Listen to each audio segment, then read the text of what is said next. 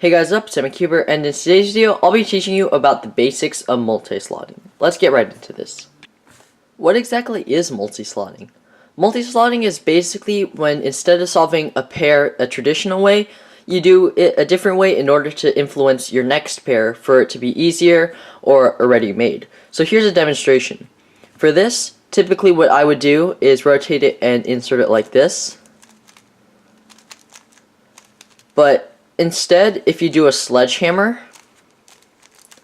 it will set you up for this. So that's just kind of like a basic idea of multi-slotting, and today I'll be teaching you how you can implement this into some of your solves.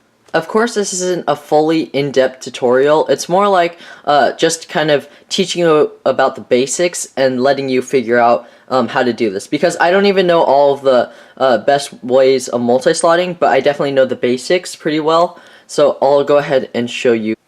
So here is the first case that we'll be taking a look at.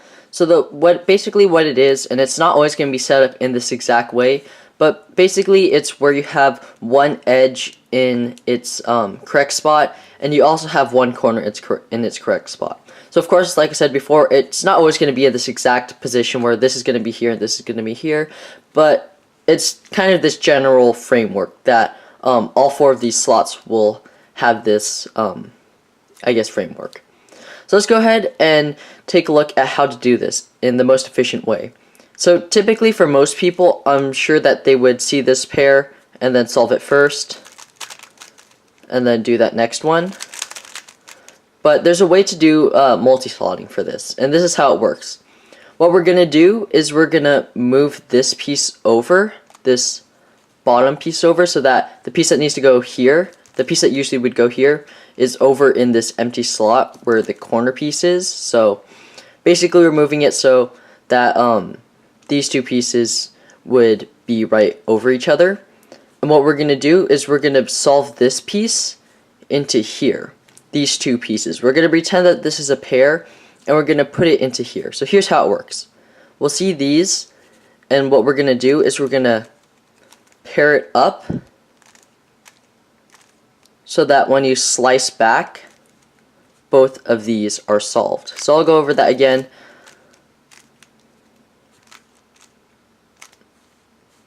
So it looks like this. And what we're going to do is we're going to pair these two pieces up.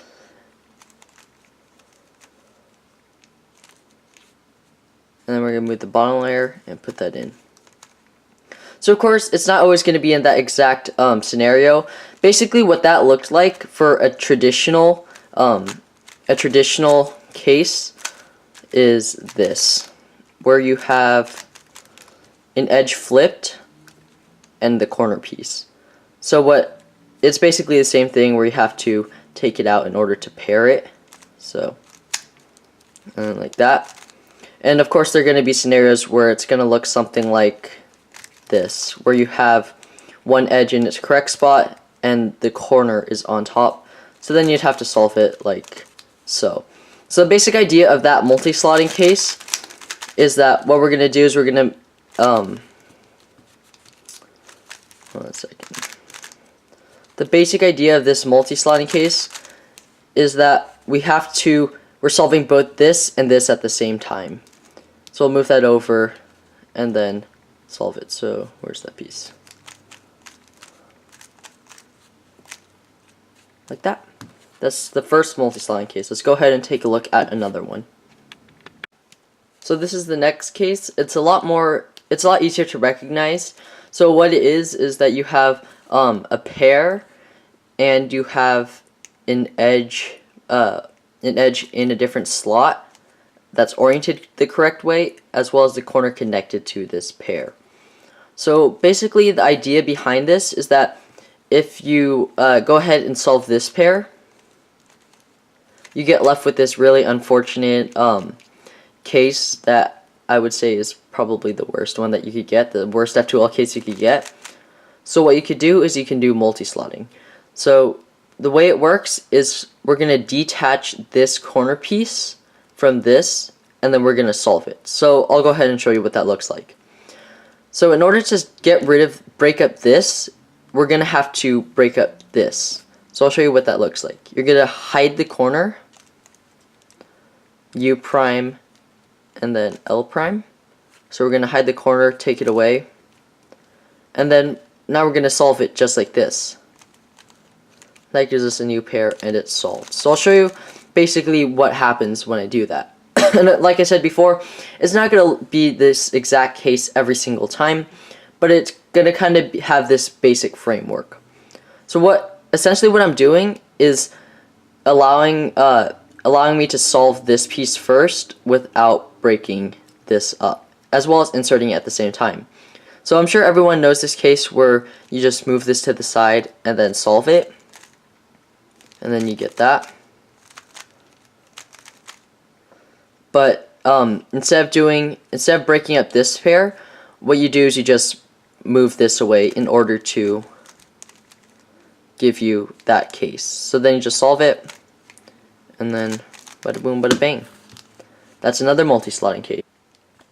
So this is going to be the last case that I'll show you guys today. Like I said before, this is just kind of a basic overview of kind of the framework of how multi-slotting works. Basically, it's just solving your piece in a different way in order to make the next pair easier.